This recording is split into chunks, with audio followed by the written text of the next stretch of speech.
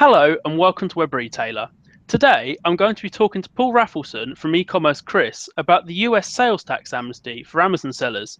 Paul, thank you very much for joining us. Well, thank you so much for having me. I'm happy to be here. Happy to tell you all about it.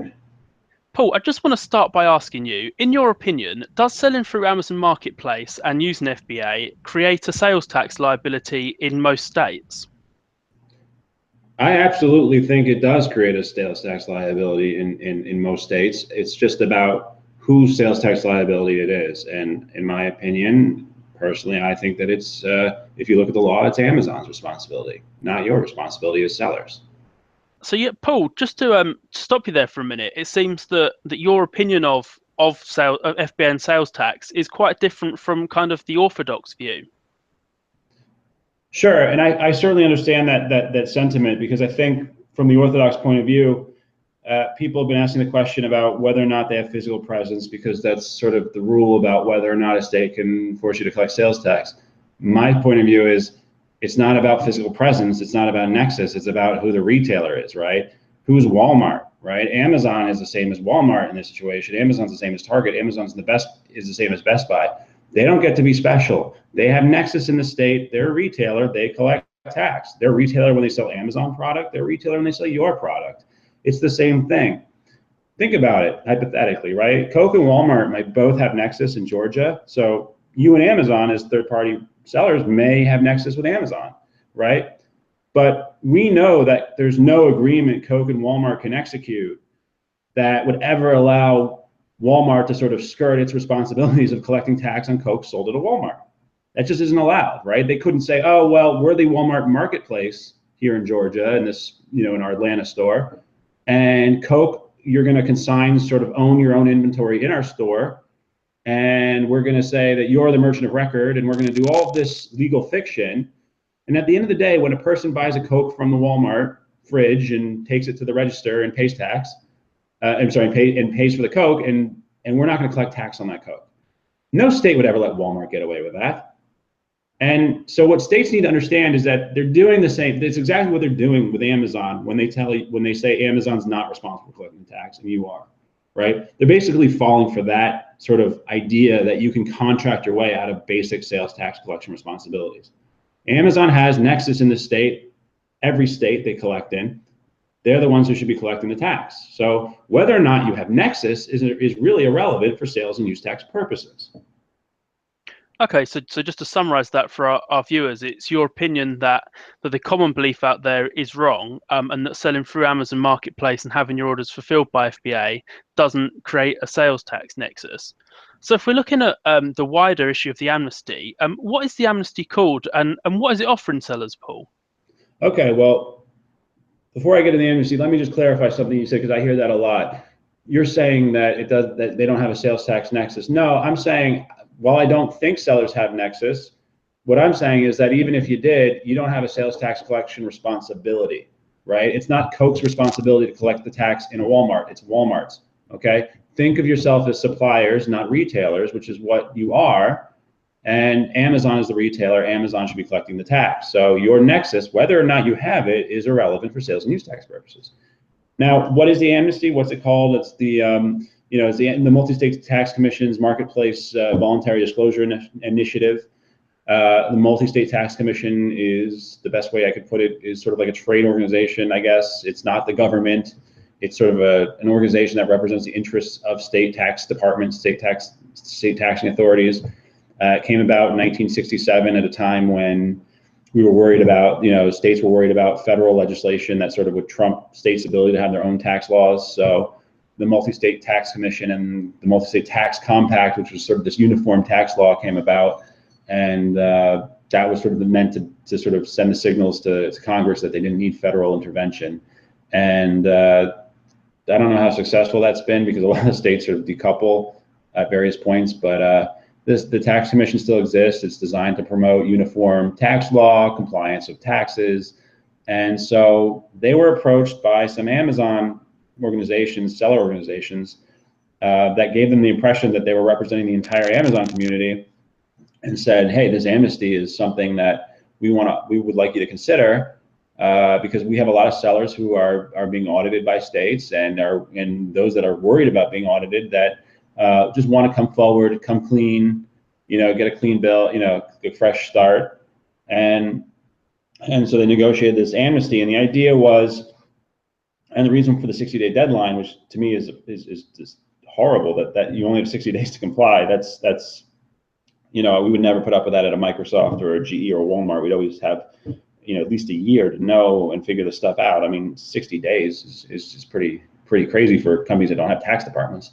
But the reason they did that was, in the MCC's view, the sort of quid pro quo was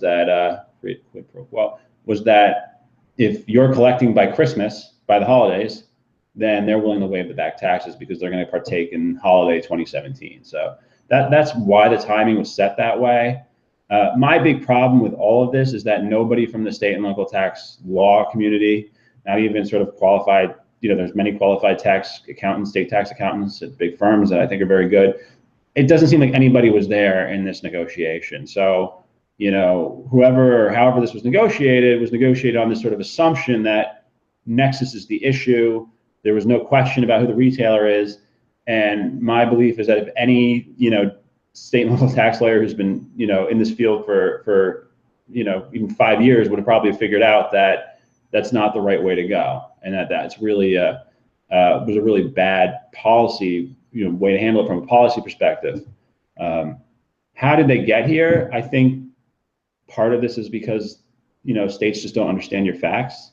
They just think that you're selling is equivalent to selling on Craigslist. They don't understand what it's like to be an Amazon seller and how different that is from being any other seller in any other marketplace, and how little control you have and how much control they have, and how, they're going to tell me, the MTC tells me that Amazon's a mall or a flea market, but I think we all know that that's not true. You're not a mall. I mean, you're not retailers at a mall, right? You don't, when I go to the mall and I go to Bed Bath & Beyond, they always take your name down and send me 100 of those stupid 20% off cards in my mailbox every week. You're not allowed to do that. It's in the terms and conditions of your contract. You're not even allowed to get your own client list from this. You're not allowed to solicit your own sellers. I was reading the terms and conditions yesterday. I don't pay the mall when I go to the mall. I pay my retailer, right? I pay the store that I'm buying things at. If I have a problem with something I buy, I don't complain to the mall. I complain to the store, right? The mall isn't going to stick up for me if I have a problem, right? They probably don't care. The mall's not going to seize inventory. They're not going to seize Apple's iPhones because of some issue, and they're not going to, force Apple to give me a refund. I mean, there's just things that malls and marketplaces don't do that Amazon does that are indicative of the fact that Amazon is a retailer. And because states don't understand that, because the MTC doesn't understand that, they've been operating on this sort of false assumption that you guys are just in this sort of open marketplace, and that's just not true. And should sellers comply with it? I think sellers who are seriously thinking about complying with it, if you have a big liability, need to seek counsel, need to seek a lawyer. I mean, if there's potential to clear a liability in Florida and you have no income tax responsibility in that state otherwise because you're structured appropriately, maybe it's not a bad idea. But for the most part, I don't generally think that people should comply. But I mean, I can't give that specific advice without telling you to talk to your lawyer first and looking at your own facts. But I wouldn't personally do it. I think it's bad policy. It's a path to a major compliance burden, right? Because if you sort of set the tone that this is okay, that this is the law, then it sort of just becomes the law. And then your opportunity to sort of say, wait a minute, shouldn't this been Amazon all the time? Because that's really what the law said, kind of fizzles out. And what ends up happening is now mom and pop stores in Idaho or wherever have the same compliance burdens as Google in terms of tax, right? All of a sudden they're spending $30 a return in every state every month to file their sales tax returns. Now they're subject to income tax, franchise tax, all these other taxes you've probably never heard of. And those are $500 to $1,000 return annually. And the next thing you know, you have a compliance burden of 50, 60, 70 grand a year. And that's what this is a path towards. And it's all based on bad policy and bad application of the law, because it's based on a bad understanding of the facts. So no, I mean, I don't think this is the time to comply. You shouldn't comply with something when the whole thing was sort of predicated on bad information. It's just not the right time to do that. But everyone's circumstances might be a little different, and maybe there's something you should do. And you know, if you're participating in other marketplaces, maybe there's something there. I don't know. I'm not speaking for Etsy. I don't know Etsy's facts. So, you know, you might be in a different situation than the average Amazon seller. But you know, that's, you know, my big picture belief is that it's probably not a great idea to participate in this for most people. I mean, so essentially what you're saying there, Paul, is it's, you know, a bit of a wolf in sheep's clothing sort of situation where sellers are coming along and they think it's nice, gives them the opportunity to say, you know, hands up, I haven't been sort of paying my sales tax. I'm not going to get penalised over and above what I owed. Not realising actually that what they're walking into could open a can of worms for sellers of further compliance to other different types of taxes. Yeah, no, absolutely. I mean, they're falsely accusing you of civil tax evasion and then forgiving you for it at the same time, which is nice. So they're basically saying, we're not going to make you pay back sales taxes. Great, but you didn't really owe them in the first place. So I'm not sure what they're doing for you, but you do have to pay back income taxes, which you may or may not owe, because that is a nexus question. And you know, if you look at what South Carolina is doing in their tax, I'll call it lawsuit, just to make it, you know, I don't want to get into the specifics of tax terms. Their tax lawsuit against Amazon, you know, you'll see that there's questions about whether or not you even own your inventory, if you commingle, if a FBA is that ownership. So, you know, there's a lot of questions about whether you even have nexus. So you're sort of conceding all those points, and kind of once you're in compliance, it's really hard to pull yourself out of it. So yeah, I mean, I wouldn't be jumping into this right away, because there's a lot of unanswered questions that are good questions that need to be figured out before states should be, you know, before you should be sort of complying. I mean, you just need to know, is that the right answer? Otherwise, the costs may just be too much, and you'll find out 2, 3, 4 years from now that you should never have been doing it in the first place, and that's just, you know, that's bad news. So I would rather people not do it. I mean, that would be my preference personally. But again, everyone's facts need to be, you know, checked by a lawyer. You know, if you're under audit too, I mean, definitely, I hear a lot of stories of people under audit. Washington State is apparently really aggressive. I'm not surprised, considering it's Amazon state. They're not about to go tell Amazon to collect and lose their competitive advantage in their home state. I get that. But if you're being audited, you know, I tell you, lawyer, you know, get a lawyer up. And that doesn't mean lawyer up and fight this and take this to the Supreme Court and incur $100,000 of legal fees. What I mean by that is, states like Washington are just picking off people left and right. Everyone they send a letter to pretty much just pays. And it's the easiest money they've ever made. They're just going off after each one of you individually, like little fish.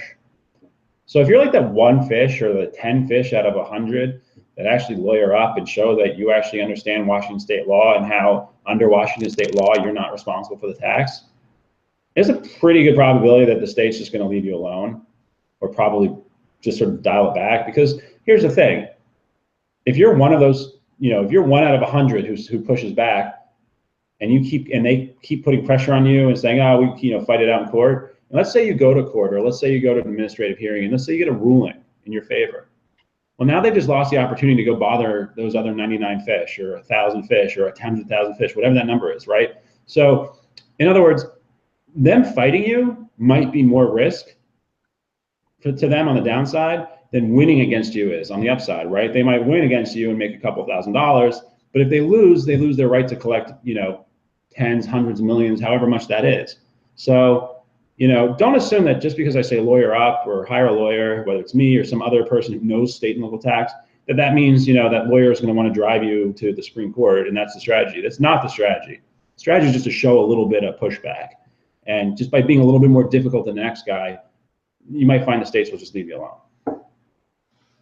And I mean, there's obviously clearly you know, other points of view out there, but you know, if a seller has come round to your point of view, other than kind of taking on a lawyer, what can your average Joe Amazon seller do to make their mark, stand up and say, you know, I'm against the whole amnesty process? Sure. Well, we're asking people to sign our petition. It's anonymous. We're just trying to get a count how many people are upset. We have our petition up on ecommercechris.com/tax. And through that, you can make a contribution, which helps us hire lawyers, hire public relations professionals, whatever we need to help fight the fight and work the fight behind the scenes, which I'm doing. I'm talking to states every day. You it's an intense battle. It's not really even a battle as much as it's education for a lot of these states. Some states I've noticed there's a political angle here and it's a problem, but for a lot of these states, they were just misinformed by the MTC, and they're now really considering whether this is a policy they want to continue. But in order for us to keep doing that, we need support, because this is not an easy battle to fight, and it's not a cheap battle to fight. So we need support. We need to be able to hire lawyers, do exactly what I basically all I'm trying to do is the same things I would do for if this was happening and affecting Microsoft, Walmart, GE, those types of levels of companies. This is what we do, right? And we'd have the resources to do that, but you as individuals do not have those resources. So I'm trying to sort of collectively bring everyone together. I wish I could do it in a more formal organizational sort of way, but with the deadline, I've been trying to move quickly. So please support us. And, in addition to, or if you don't feel like supporting us financially for whatever reason, we could also use your help, just connections. If you know somebody, if you have a media contact, if you have a local news contact, right? Reach out to them, tell them your story, tell them what the states are trying to do. Tell them that your state is either participating in this amnesty and basically endorsing and acquiescing to states coming in and basically forcing you to comply with a massive burden that's going to put you out of business. They're supporting sort of small business over Amazon. If your state's not on this list of amnesty states, tell them that your state's not doing enough to stick up for you. They're allowing other states to come in and sort of put this burden on you, and that they're doing it for Amazon, and that your state shouldn't stand for that, and that you need support from your state. Tell that to your local news, tell that to your newspaper. Talk to your congressman, right? Anonymously. I mean, you don't have to give them your name and information. You can just call them and say, I'm a seller, this is what I do, and this is what your state is doing. And the more we get that attention, the more the news sees that story, and the more it sort of starts to, people start to realize that, politicians are sort of being shown as being anti-small business in favor of Amazon. The faster those politicians are going to put pressure on the Department of Revenue of each of those states to stop this program. And I don't really want to stop it. Let me be clear. I just don't want it to apply to Amazon sellers, because their facts don't fit. There might be people who need this program in other marketplaces. Like I said, I don't know what Etsy is all about. And that's fine, keep it for those people. But for Amazon sellers, we need clarity, and we need an understanding from the states that when they look at your facts, none of this applies to you. Well, Paul, thank you very much for your time. And for everybody watching, if you have any questions, drop them in the comments and we'll try to get them answered for you. All that's left to say is thank you very much for joining us, and we'll see you here again at Web Retailer.